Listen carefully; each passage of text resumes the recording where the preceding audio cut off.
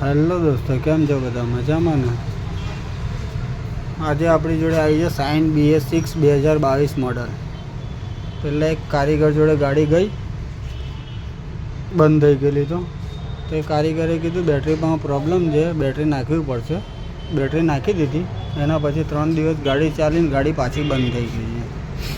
પછી આપણી જોડે આવી બંધ કન્ડિશનમાં. તો મને કીધું કે મેં બેટરી નખાવી છે નવી, તોય છતાં ગાડી નથી ચાલતી. ગાડી ફરી છે 21,000.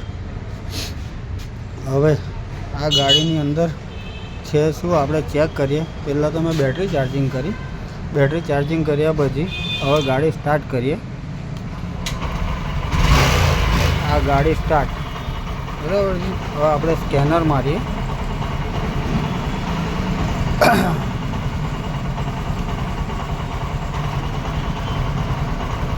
સ્કેનરની અંદર શું ફોલ્ટ કોડ આવે છે જોઈએ. હવે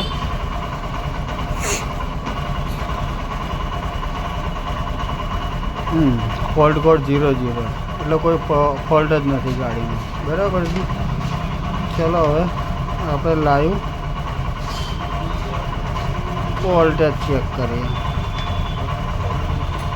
11.5. ગાડી હેરાન કરવાનું ચાલુ. ગાડી જેમ આપણે એક્સિલેટર આપીએ છીએ RPM લેતી જ નથી ગાડી. ને એક્સિલેટર હાલવાથી વોલ્ટેજ વધવું જોઈએ, પણ વોલ્ટેજ વધતું નથી, ઉપરથી ઘટે છે. એટલે એનો મતલબ છે કે બેટરી ચાર્જિંગ થતી નથી. ને આ BS6 છે એટલે આની અંદર RR યુનિટ આવતું નથી, ACM આવે છે.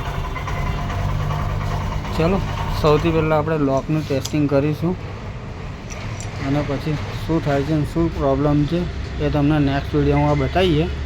ત્યાર સુધી આટલું. ચલો મળીએ.